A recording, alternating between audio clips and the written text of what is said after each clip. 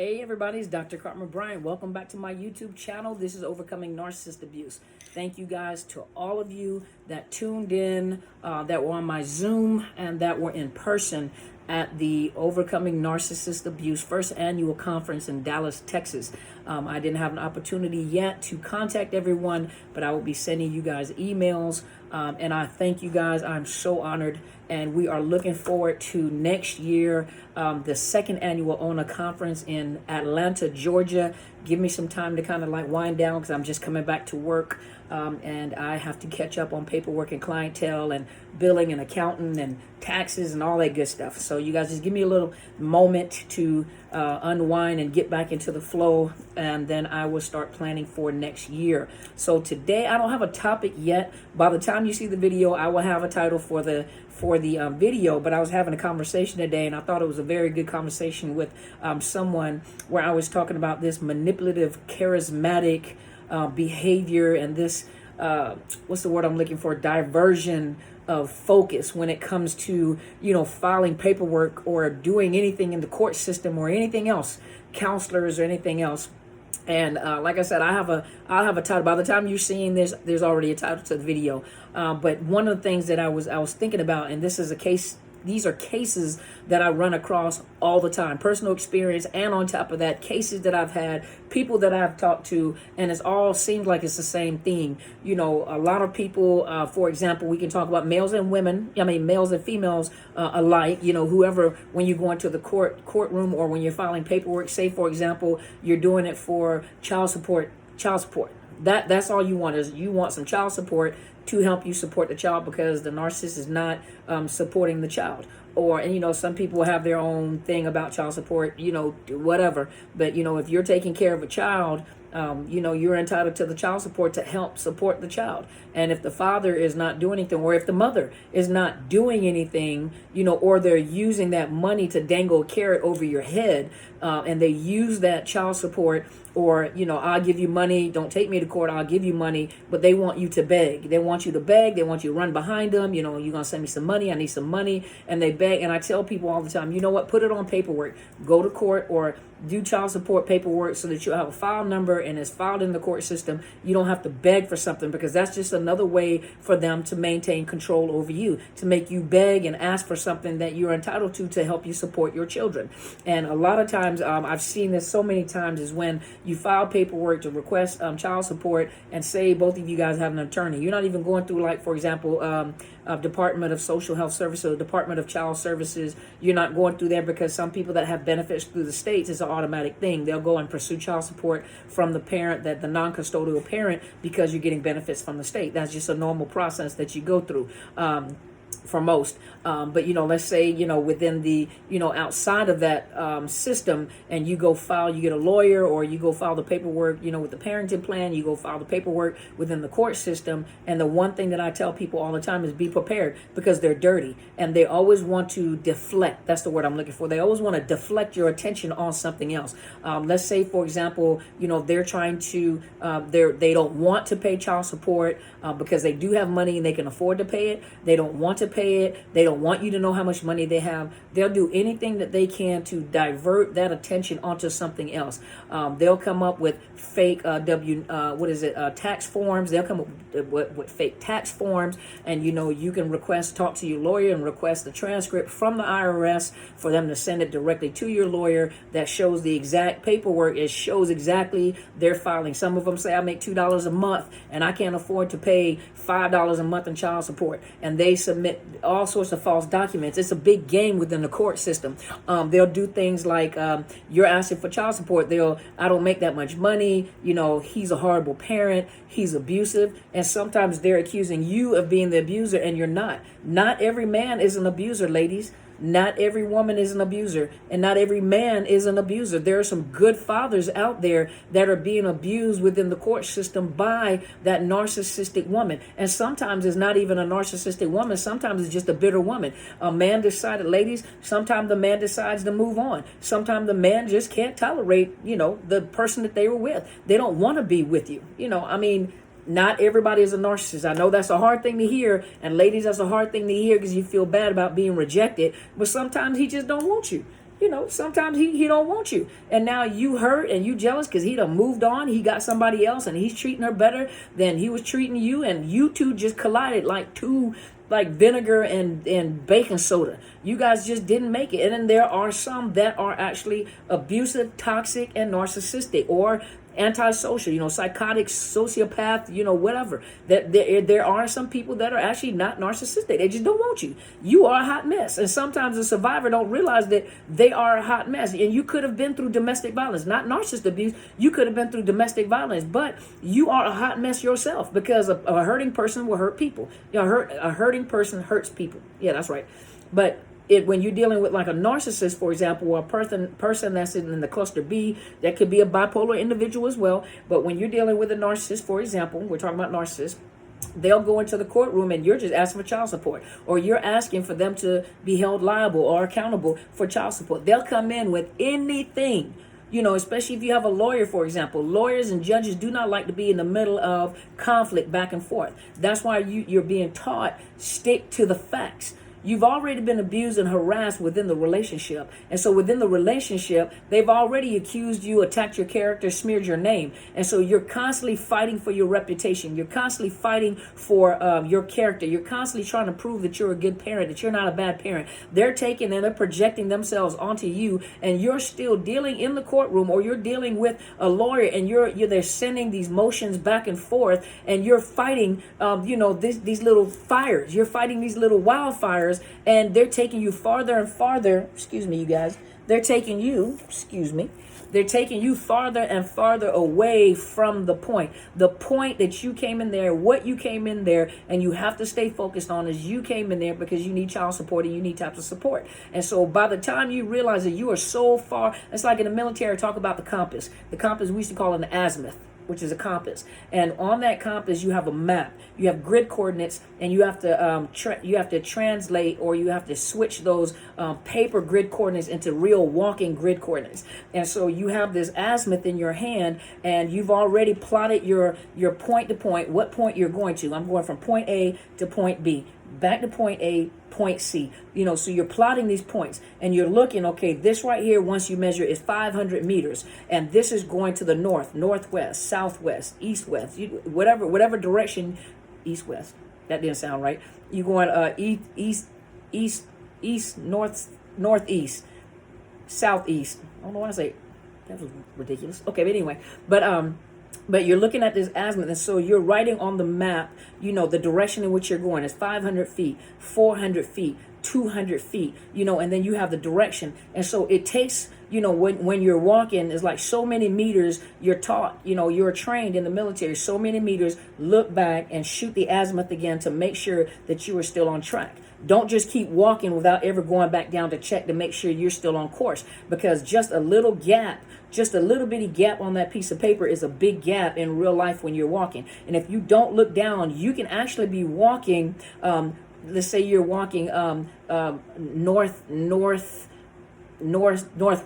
You're walking northwest, but what happens is you could have moved over so many meters, and you're still working northwest, but you're so far away from your point. And that's the same way that they try to do you in the courtroom, is that if they can just get you to move over, distract you just a little bit, if they can get you focused on something just a little bit, after a while there's such a big gap. You're so far away from the target. You're so far away from what you came to court. Now you're in there arguing about your character. I do feed them. I do this. I am a good mother. I do have a job. I do this. I'm not hiding any money. I'm not doing this. I do file my taxes. I do. So they got you doing all this little bitty stuff to start these little wildfires for the whole purpose of getting you away from your main topic. And what you have to do is learn to contain yourself, because it's hard already coming out of a relationship where you're defending yourself and trying to prove that you're a decent person. But now this person is smearing your name amongst the court, amongst the lawyers, the judges, and everything. And they're so far away from the main point. Now, one of the things that I say, a lot of times I come on and talk about topics, and these topics I don't have an answer to, because this is really an educational piece that needs to be within the court system. The lawyers, judges, they have to, a lot of judges are aware of it, but this is educational, informational processes or informational pieces that needs to be, because a lawyer needs to stop and tell you, hey, Let me handle this. What do you want me to do? Let me handle it. Don't respond to this. A lawyer has to be able to say, hey, don't do this, because if you do this, it makes you look like this. Or, hey, don't say, what do you want to do? I'm just letting you know, these are the pros and these are the cons. If you keep arguing like this, or if you keep on fighting this battle, this is what's going to happen. And that's what lawyers need to tell. They're not your counselors. Don't talk, and they'll tell you, we are not counselors. We are here to make sure the law is upheld, and that, whatever the laws say, that we will make sure that you are being treated fairly, and the laws that are all applicable to your situation. But they're not your counselors for you to come in there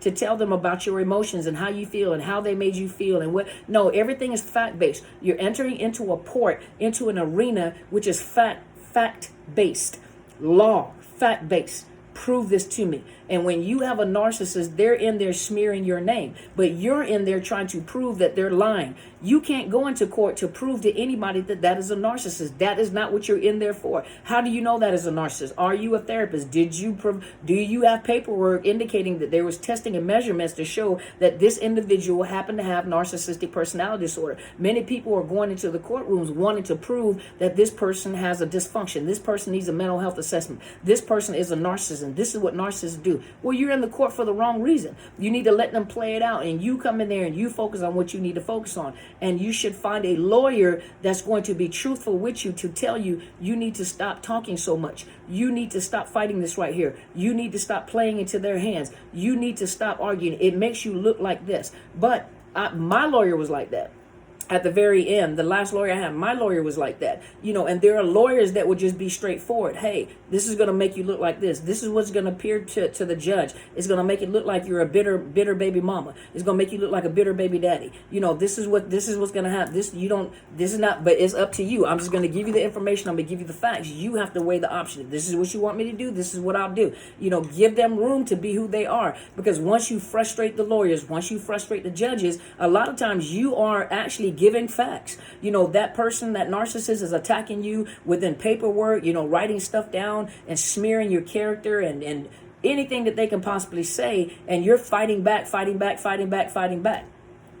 all you do, is you're fighting back. You're so far off topic, it doesn't make any sense. And you need to stay focused on topic. And because they'll get frustrated because they're not there. They're not there to referee your fight. They're not there. This is a domestic dispute. She's mad because he got somebody else, or he's mad because she moved on and got somebody else. So now it looks like it's just an old domestic. You're just jealous. You're angry because they got somebody else. No, you're dealing with facts, and you have to stay on target, because a narcissist will try to convince you not to go through with it.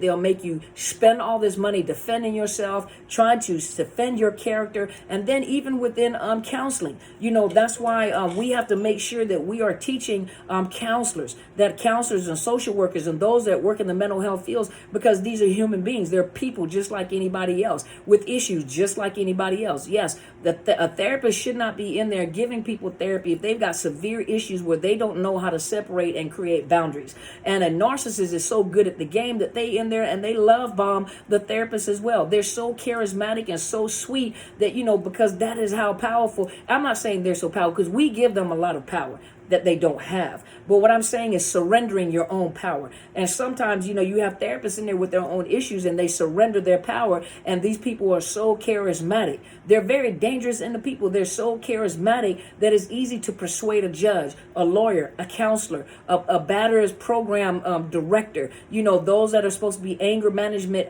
assessment coordinators and stuff like that. They're so charismatic and so wonderful and so great that when I went through the batterers course, not me personally, I didn't get counseling. I went and got the certification.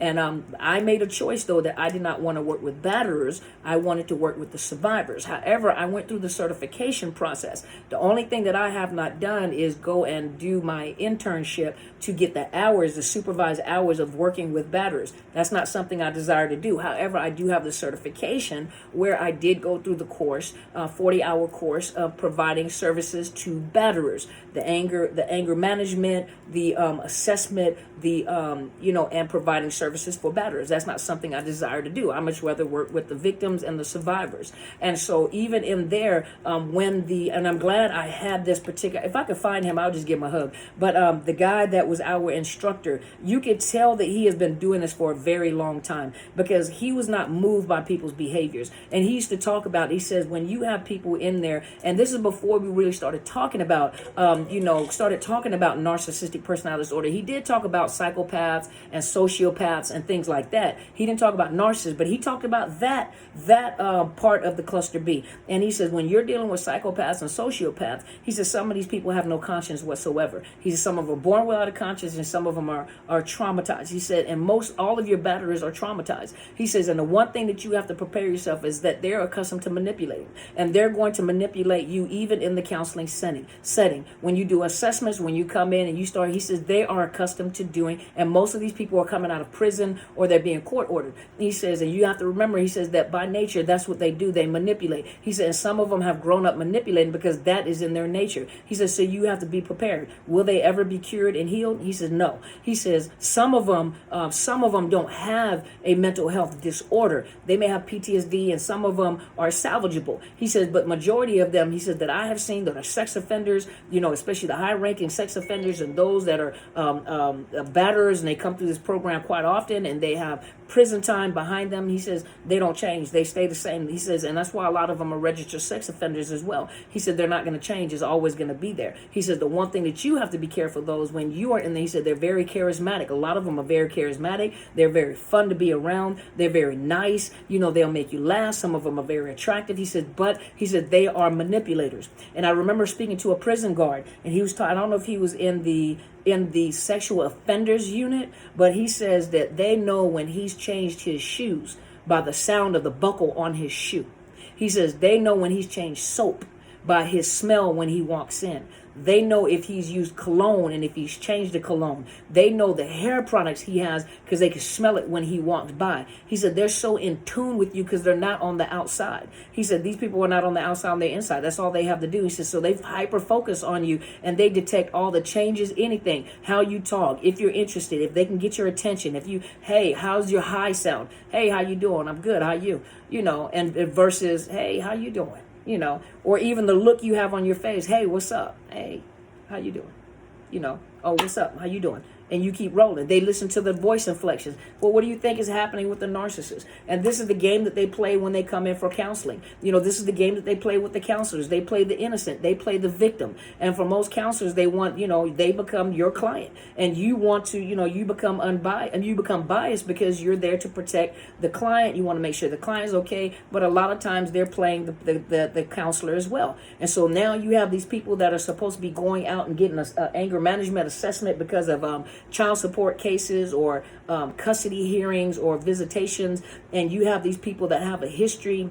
They have a history of violent behavior, suicidal suicidal ideation, threats, homicidal threats. And, sometimes what happens is if it's 10 years or more, they don't even look at that, because they have given them the time to recuperate, to recover from, to heal from. So they don't take it in consideration when they already had a history. And the thing about it is sometimes they had a history, they learned and they morphed. They've learned to morph, not learned a new behavior to change. They have morphed, they have manipulated, and they have figured out that I can't do this particular stuff right here because I got to ride up underneath that radar. So when they come in, they're pretty good at manipulation. Sometimes test and measurements. When they do test and measurements, they know how, especially if they've done it before, they know how to answer the questions and fly up underneath that radar. So you got to be very careful because these people are manipulators. You got to stick to the facts. When you're looking for a lawyer, you look for a lawyer and you talk to them. Listen, I have been in a domestic violence situation. I don't know if you know anything about narcissism, but my thing is this is a high conflict case. Can you handle a high conflict case? That's the terminology you need to use. Don't go in there talking about, do you understand about narcissism? Do you understand what a narcissist is? Most of them don't, but if you tell them, do you understand high conflict cases? Do you understand domestic violence? Do you understand, when a person tries to smear your name in the courtroom or try to make you look bad? This is a high conflict case. This is one of those situations where he's very charismatic. She's very charismatic, but she's very, I don't have any proof because they've flown under the radar for so long. I was afraid to report it because I was afraid they're going to do something to me or just do something to my children. And so they've flown under the radar for a long time. Can you handle a case like this? Can you handle the case where they're going to smear my name and they're going to I'm trying to get this right here, but they're going to smear my name and try to divert so far away from where we're trying to go that, it'll confuse the whole court system and everybody. Can you handle a case like that? Then you got to allow that lawyer to be a lawyer. If you're dissatisfied, you find another one that's going to, do what you need them to do. And you need to let them know before you put anything out there, talk to me and tell me if I sound reasonable, if I'm making myself look crazy by trying to defend myself. Do I look crazy wanting to say this? Be honest with me and say, hey, don't do that because it makes you look like this. Have a conversation with the lawyer because you're the one that's paying all that money for that lawyer to represent you. So if you're going to pay all that money for that lawyer to represent you, make sure that that is the lawyer that's a good fit for you. Even if they have to say stuff to you is going to tick you off, because sometimes they tell you talking too much, you're trying to defend yourself too much. But I'm tired of being accused. That's not what they're there for. They don't care about all that. They care about the facts. And as long as you stay on track with them, they're able to defend you. But once you confuse the lawyer and the judge, they don't feel like working with you. That's just entirely too much. And the last lawyer I talked to when I wasn't really doing an interview. I was just asking questions. One of the things she said is, I am accustomed to working with high conflict cases. However, I try to limit the amount of high conflict cases that I take because they are so exhausting. Because you're dealing with people that have mental health disorders and you're dealing with people that have personality disorders. And it's exhausting because sometimes they go after the lawyer too if they can't get what they want or if they feel like that you're defending. And that's what I'm hired to do. So you have to understand that lawyers, get wore out too. That's why I always tell you guys, even though, you guys want to put all these narcissists on the island and make sure you separate them. Sometimes those narcissists work on in your favor, especially if you got a narcissistic lawyer that narcissist that you're going after in the courtroom is challenging that narcissistic lawyer. This is narc on narc. One's got to be bigger than the other and they're going after each other head on like 2 rounds. You want that narcissist in your court. That don't mean you have to date them. That don't mean you have to be BFFs. That don't mean you just got to stroke their little ego and you pay them the money that, hey, I know that you can do that. I heard a lot of good things about you and you stroking that ego and you let them go out there and do the narc lawyer stuff that they need to do against your narc. So that's okay. That don't mean you got to date them. You got to be best friends with them. Some of you guys have to know your boundaries. They benefit you too.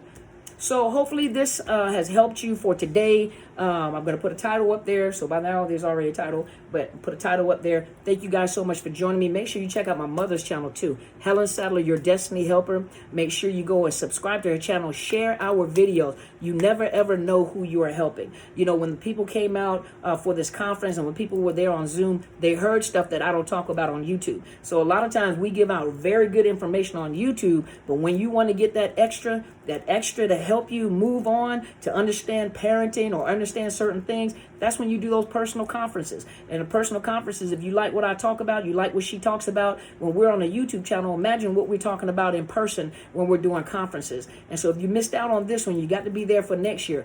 Just give me time. I'm also going onto my Zoom to try to edit the videos and make sure all the videos are there so that I can provide them to you at a reasonable cost so that you can go back and either watch the whole conference or you can buy increments of the conference that is more affordable to you. If you break it down in increments. But I'm telling you, when I put it out there, take the time, purchase it, invest in it. I think my papers are flying around everywhere. And they are. But invest in it.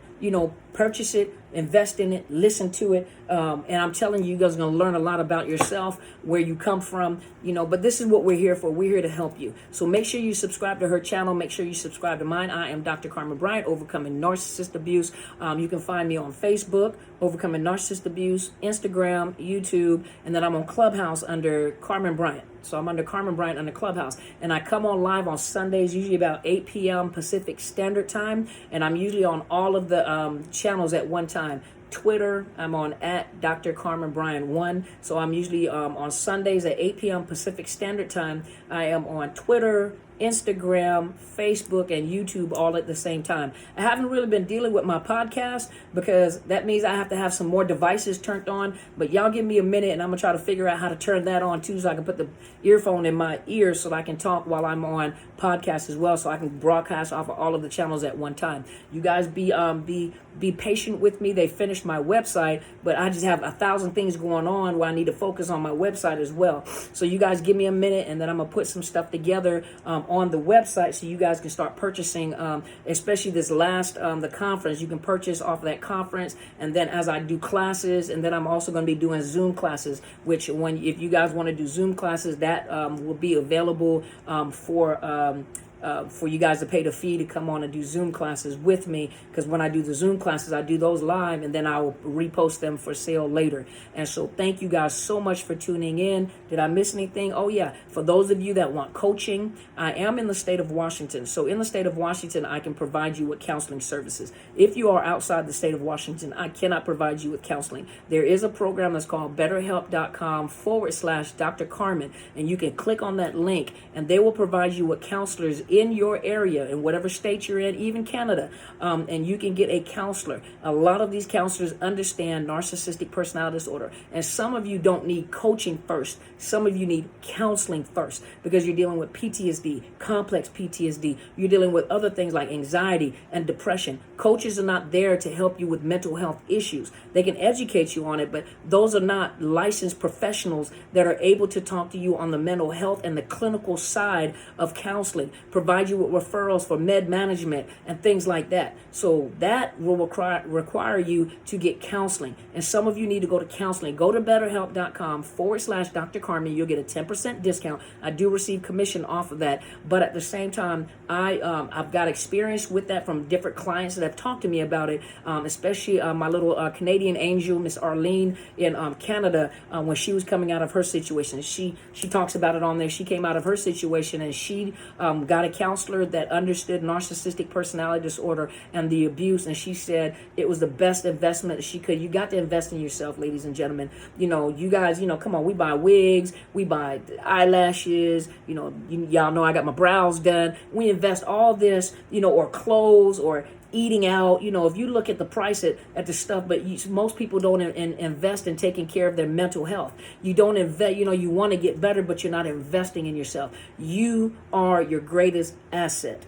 Invest in yourself. Invest in your mind. Invest in your soul care. Invest in yourself, because you're only one person and you're living life. And just like my mentor always says, life is huge. We done locked ourselves into this experience and we see nothing beyond that. You get with a good counselor that fits you. And every counselor is not a fit. Everybody is not for me and I am not for everybody. So one counselor doesn't fit all. But BetterHelp.com/Dr. Carmen is not me you're getting as a counselor. You're going to get counselors that are licensed within your state, and they do telemental health. They do phone calls, however you need to set it up with them.